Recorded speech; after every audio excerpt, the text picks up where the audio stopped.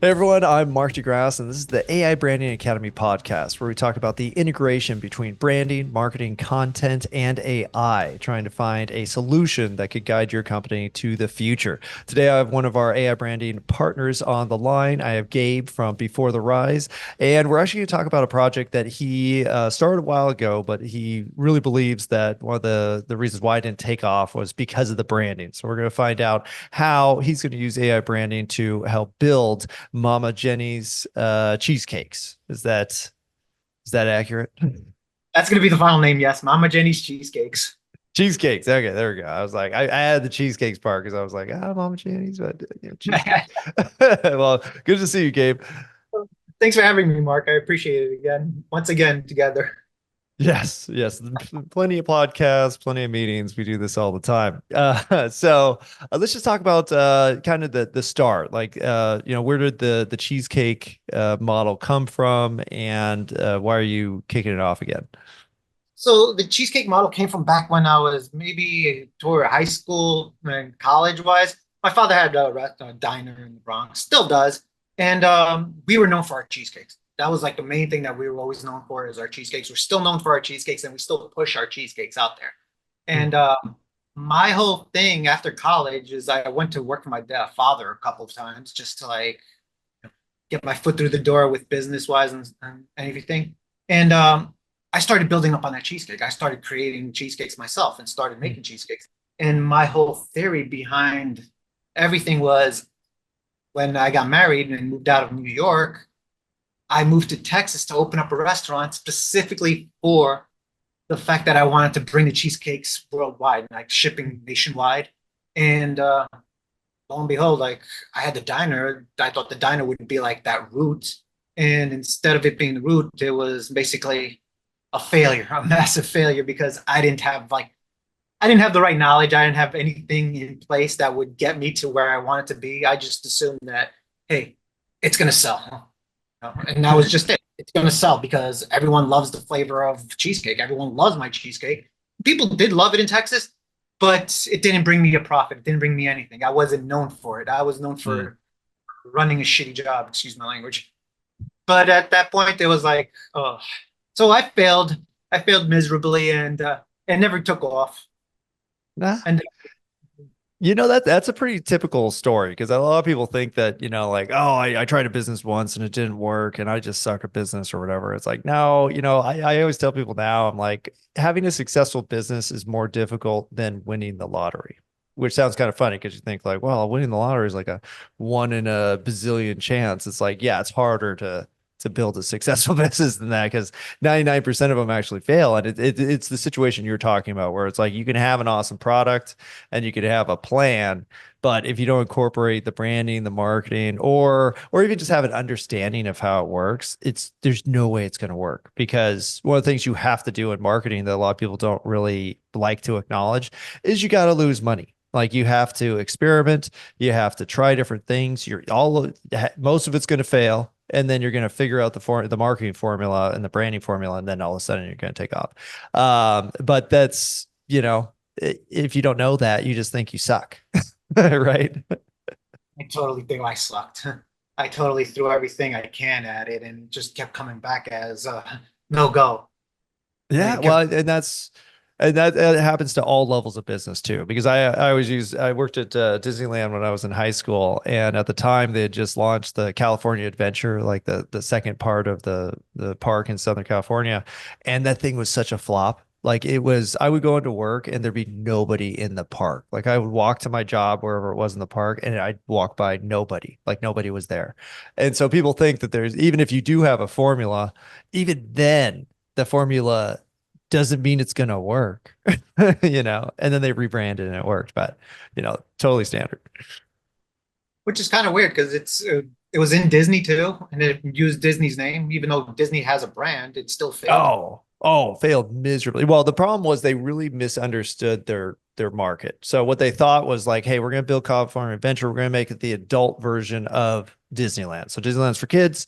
California Adventures for adults. It's all about wine tasting and food and chill environments and all these different things. And then everybody's like, what the hell is this? It was too off brand. And honestly, the primary customer of Disneyland is adults. Like that's, it seems like, oh, weird adult Disney people. It's like, no, it's nostalgia and it's memories of your childhood. And it's all these different things, but that's the target market. But doesn't mean that they want to be an adult. It's why they came to Disneyland, So when they rebranded, they actually added in all the Pixar movies, and then they added in new foods that were kid oriented and all these different things, and then that was a success. But yeah, it's even at the highest levels, the $1 billion level, like they will F up stuff because you have to fail. The whole experimentation process, if you're in marketing, paid media is all about like, hey, let me do my A/B testing. What works? Change one parameter. What works? And then you just keep on going back and forth until you figure it out. But yeah, if you're not into that or you don't really understand marketing, you think marketing's just another task, just like accounting or just like, some other operation. And it's not. It's equal parts science and art, and you can't get away from that. So now that you're coming back to it, what kind of made you realize like, okay, that was the piece that was missing, and how are you going to kind of add that in there? I kept on thinking about it. It's not like one day hasn't gone by where I haven't thought about it. It's like, well, being in Florida for about 4 or 5 years, I haven't made any cheesecakes recently, but I still get people like that nostalgia factor where they come in there Mm. and be like, "Are you making any more cheesecakes? What are you doing with the cheesecakes?" I'm like, "I haven't done anything in 5, 6 years now." And it's like, I thought I was going to leave that all behind me. I honestly thought I moved on from that. I don't care about it. It's like I'm in a brand new setting, I'm in a brand new environment, and I'm thriving right now, and I'm happy about it. But there's always that one aspect of me that's like, what if? And it's not my ego talking anymore because I'm not talking through ego. I'm not talking about, damn, I screwed this up. I really need to get back to it so I could prove to anyone. It's not about proof. It's about, hey, I have a business model now that actually works. So let me go back to it, back to that drawing board, get everything I need to do, build it up from the bottom up using the brand pillars that we learn about, and let that thrive, get that to Mm. thrive, because now I'm a completely different person than I was, what, 10 years ago when I first came into the scene and decided, hey, I'm going to sell the hell out of my cheesecakes and everyone's going to love me and it's going to be great. I'm going to live on my yacht while the cheesecakes sell. I'm a completely different person than that. Now I know what it really does, what you really need to do to get that up and running. And it's a lot more than I thought. But Right. I'm willing to do it. I'm willing to go through it and I'm willing to actually like get it out there now and actually feel that people are enjoying it. Ah, I Yeah. love that. Yeah, and Mhm. that's really what I think that's, it's funny because when I wrote the content certification for digital marketer, like one of the things I said was that content has been overly simplified and blah blah blah blah. And then eventually and then I have this whole complex algorithm for creating, your content strategy, and somebody comments and they're like, you said it was simple, and then you gave me like a Venn diagram that has 20 components, and I was like, okay, I was wrong. It's way more complex than people think it is. It's not just about posting something or being consistent. It has all these other factors in it. And I think marketing is the same way, where it looks simple. It looks like, oh, I don't want to overcomplicate. I just want to get out there and do stuff. It's like, no, it is a very complex thing you got to do to establish the credibility you need to get to that point of virality, right? Where it's like, oh, everybody loves Gabe's, cheesecakes, and now they're telling people, and now they get the coupon code, and now they go to the e-commerce store and it gets delivered within a couple hours through Uber Eats, and like all these different steps have to happen to like get to that point. But the passion you have is actually, I still think 90% of it, because if the person who's coming out with the thing doesn't give a crap, like you're not going to get through the failures. Exactly, yeah. I've learned a while ago to actually define your purpose, and the purpose isn't about getting all that money and getting on that yacht. It's the feeling I get when someone takes a first bite into it. And that's where I feel like my purpose is seeing them smile, seeing them laugh about it and be like, hey, this, you were right. This is really good. Mm. Like, I didn't expect it to be as good as you claimed it was, but you were right. And like, a lot of people who take that first bite, because I used to always give out a slice for free because, they challenged me. Oh yeah. So every time they would do that, like, they'd be like so excited about it. They'd be like, I need to take this home to my wife, or I need to take this home to my kids. So to me, that made me feel good because it's like it's something that not only they enjoyed, but they want others to enjoy also. Mm. And at that point, I'm like, I cannot let this just go without anybody actually trying it anymore. I actually have to go out there and like put it in there. So that's where I created this challenge of, you know what? I need to do it again. I need to revisit it from a fresh perspective, from a mind that's no longer in the gutter and thinking that it's all about the money anymore. It's thinking about my purpose. It's thinking about my core values. And I'm going to go in there with that perspective and see where it takes me because I'm 100% sure it's going to take me further than what it did back then when I was egotistical. Love that. Well, that's really what it's all about. I mean, if your primary focus is just to serve the customer, then you're going to do whatever it takes to do that, and the results will come. We always talk about leading and lagging indicators or metrics when it comes to marketing, and a lot of times it's just so hard to get so focused on the lagging. And for something like that, like establish your brand, the credibility you need, and then to get those referrals to have people buy the cheesecake, is a lagging indicator. The cheesecake sales are the lagging indicator. The leading indicator would be like how many slices of cheesecake did I give away? Like that's a leading indicator. You know that if you sell or if you hand out 100 cheesecake slices, the return on that, because you've tested it and you know what's going on, is 25% of those people are going to buy a cheesecake. And so if I give away 1,000 slices of cheesecake, I know it's going to deliver this much in sales. And that's really what it's about. And then it's just about consistency, right? Like okay, well, this is the method. So walk me through like kind of what you're going to do differently this time. We have an amazing limited time offer that you won't want to miss. Introducing the Build Your Brand Pillars course from AI Branding Academy, your gateway to mastering both traditional branding and AI-powered marketing strategies. With this course, you'll gain invaluable skills in creating strong brand foundations that stand out in today's competitive market. Perfect for innovation leaders like you. Don't wait. Take advantage of this special offer before it's gone. Head to aibranding.academy. So at that time, I had my name, Mama Jenny's Family Diner. But I didn't have a purpose. I didn't have any of the brand pillars that were necessary to actually identify your Hmm. brand and actually go out there and like have that cheesecake be attached to that brand. So when people like nowadays, like I realize that if I do define my purpose more, if I do define my mission and that vision, that I built an identity, I built an authority around it, and people will like actually like connect to it better than they did back then. Because back then it was just buy my cheesecake, whatever, and it's like, okay, but like it's just a cheesecake. I could get a cheesecake anywhere. Like, why you? And it's like, oh, because it's the best. Okay, I get that it's the best, but that's not like okay. I don't like cheesecake. And now it's like it's more like, wait a minute, you know what? Like, yeah, that's a whole purpose behind that because now it's if I can get that identity, if I can get that character and add character to the brand and character to the namesake Mama Jenny's, then I feel like there will be a bigger connection and people would not just talk about the cheesecakes. They'll be like, yeah, you got it. Mama Jenny's is the thing. Yeah. Well, So it sounds like if the plan is to like, combine that passion with, say, giving away slices of cheesecake, and then your new mission as a marketer is really like how can I maximize the amount of people trying this? Because they always have to try before they buy when it comes to this product specifically. Is that the plan though? The marketing plan is to essentially get out there and start handing out slices, or what are you gonna do? a marketing plan is more to identify the brand. And it's like, yes, it's going to hand out slices, but at the same time, while I'm handing out slices, I feel like I need to connect the brand more. So I feel like I'm going to have to do more promotional with the brand identity, create that brand logo, create that brand slogan, Hmm. identify and tell them, hey, this is my mission in life because I see this to be the future and I see this is how it is. So, if you want on board, I'm developing a whole community of people that just love cheesecakes. And I could send you a cheesecake every single month, like a Ooh, different subscription flavor. cheesecakes. I like that.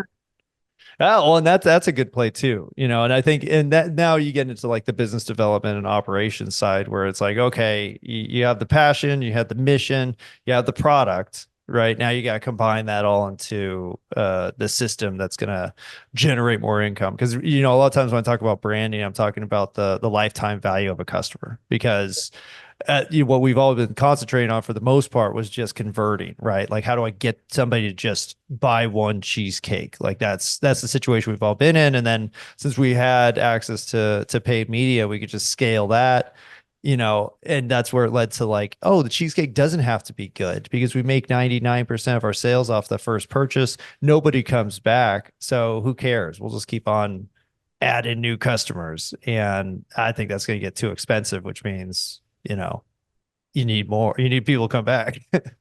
It's costing me to acquire that customer too. But at the same time, like I feel if they're not coming back, then they didn't really enjoy it like I thought they would. And to me, that would be a massive failure for me.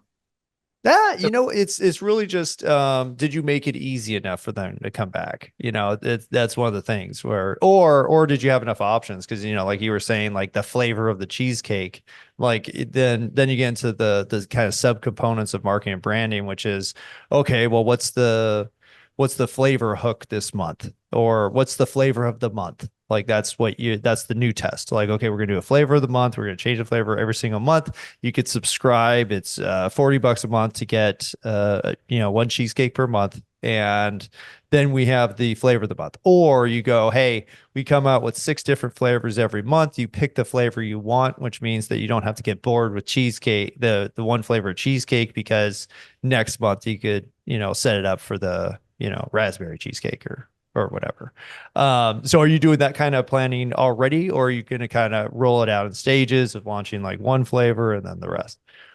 I'm doing the planning, but as of now, I'm gonna roll that out one flavor at a time Okay. because everyone like I know needs to taste the actual plain cheesecake to actually Oh, I see like what it's. that. Yeah. Because adding flavor to it, anyone could add flavor to a cheesecake and make it great.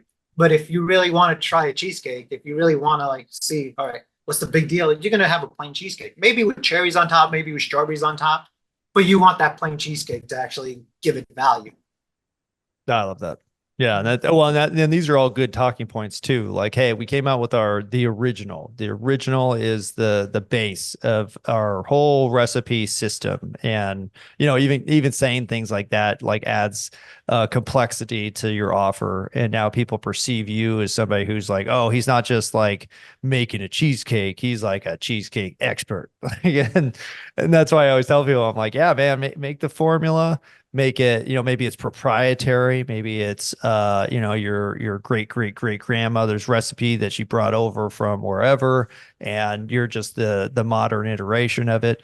Yeah, there's a million different ways to take it. So is it in terms of like the story, like are you building that into it? Well, I'm building my story basically into my other company before the rise because at the same time I could be like where I failed back in the day was my branding and my marketing.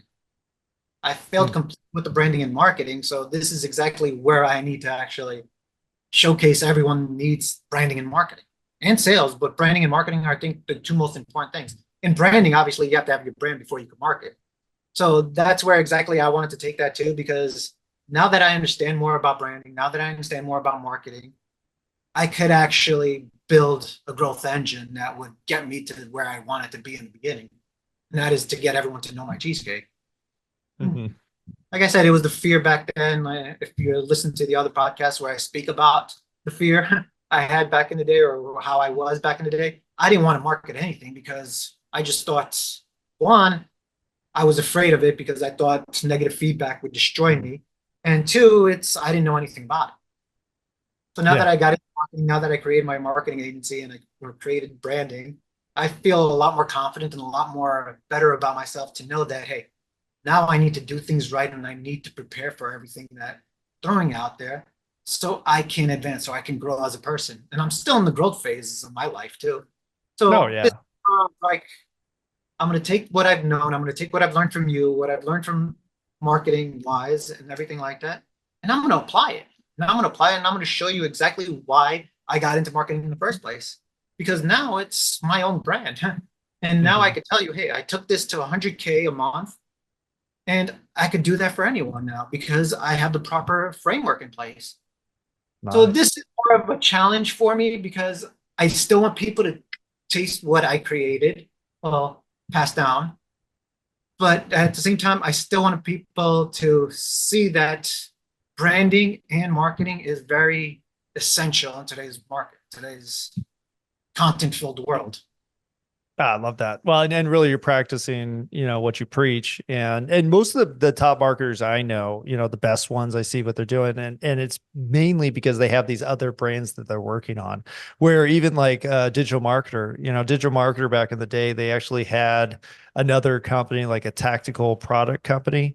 And so they were literally using the techniques they were teaching on this e-commerce brand that really had nothing to do with marketing other than they needed marketing to sell. But they were applying the techniques the whole time. And then they had the case studies and they had the proof. And as a marketer, you'll be able to sell so much better in terms of the marketing services because you're actually doing the marketing for a product directly. And so I really think that the wave of the future in terms of, the best marketers around are going to be the ones that are like, yeah, I do, I help other companies with marketing using the techniques that I'm personally using to build this brand or that product. And then you have the system down and it's way better. So I think you're doing everything right. Yeah, that's what I'm attempting to do. I haven't started it yet. Still in the early stages, but at the same time, like I think this idea came to me about a month ago when I was Oh, talking wow. Only a month. and I'm like, I really got to get this out there because it's been on my mind. Cheesecakes have been on my mind, but instead of me actually just going out there and doing like the whole diner thing, I just want to focus on that niche. Mm. Back then, I had the whole diner to run. That I didn't have that. I didn't have just focus on the cheesecakes. I had focus on the diner because that was my money maker. Oh, yeah. And now I'm realizing, hey, I have to focus on just that in order for me to actually like get to where I need to go. And it's so much simpler when you just realize that. Mm-hmm. Well, you appreciate it. Well, and on top of the fact that now you have the knowledge to work off of, because a lot of business owners, like my father-in-law, he built this huge chain of jewelry stores, and he actually started with one pawn shop. And what he realized in that pawn shop was that jewelry was the thing that was making all the money. And so he's like, oh, I'll just have a jewelry shop. And so I think that's a lot of times when you see these big businesses that take off, you're looking at somebody who did the general and then found the key and then just focused on the key and then bam, because I think the amateur method of both marketing and business ownership is I got to serve every market. I got to help everybody with everything and then I'll make money. And it's like, no, then you'll make too much work for yourself and then it'll break. And not that model can't work because you have, broad businesses, but for the most part, one, it's unnecessary because there's enough people in the world, there's enough money in the world where you can specialize and still make a living and still scale and gets all your financial goals. And then two, it's a waste of time to go broad. Because I tell all marketers this. I'm like, hey, if you're getting in the business, don't say that you build websites. Like nobody cares that you build websites. They'll hire you to do it, but it's not going to make you money. What'll make money is you saying, I build home services websites, or go even more specific. I build HVAC websites. And then all of a sudden it's like, oh, look, you have everybody from everywhere, whether you've actually done HVAC websites or not. Like you just saying that you do that is actually the key. And so it's that the niche and the specialty. So I love the cheesecakes. When can I try one? And also when are you launching? You have a launch party planned, right? I have a launch. Yeah, I have a launch in mid-September. So in Nice. 20 days from now, no, 20 days, 60 days from now, I guess, mid-September, around Wow. days, I'd say. I have it. And the only reason why I have it their way because I got to get production down, right? Because I no longer Oh feel like yeah. I sit there and like really focus on that. I learned to like duplicate myself in a sense. And it's like let go of things that were holding me back so I could actually like help others too create something and move on and grow together. So with all that in mind, it's going to take me about 60 days to actually get that first batch out there. But I'm always open to making a cheesecake specifically for you and shipping it. Hey, there you go. I'll take it. I'll eat it in YouTube video. You like the Yeah. review. Oh, I hate cheesecake. No, I love cheesecake. Cheesecake is a solid product. And even from a business perspective, it's like you could store it, has good shelf life, like it has a whole bunch of good business benefits too. And you got Thanksgiving coming up, and you got Christmas coming up, and you got, all these holidays. So I think you're right on the mark, and very excited for you. So I'll be looking for that cheesecake. I appreciate that, Mark. Thank you. Awesome. If somebody wants to learn about that or your marketing business, where can they find out more? You can find me at on Facebook, Instagram, LinkedIn. I'm Rise Up With Me 316. Or you could check my website beforetherriseinc.com or beforetherrise.co. Or you could just email me at gabe@beforetherriseinc.com. Fantastic. Well, we'll be sure to include your listing on the AI Branding Academy website and put all your links in there, so you'll be able to find Gabe. And I will be looking for that cheesecake and post a video about it once I get it. Thank you, Mark. All right, thanks a lot, Gabe. We'll have you back soon. Always love talking to you, and you're very genuine and honest with your approach and your story. So I always enjoy that. And you're an awesome marketer, and you're an AI brander. So you got it going on. Thank you. Thanks, Gabe. All right. Thank you so much for joining us. This has been the AI Branding Academy podcast, where we talk about branding, marketing, content, and AI all rolled into one. So if you want more content like this, please subscribe.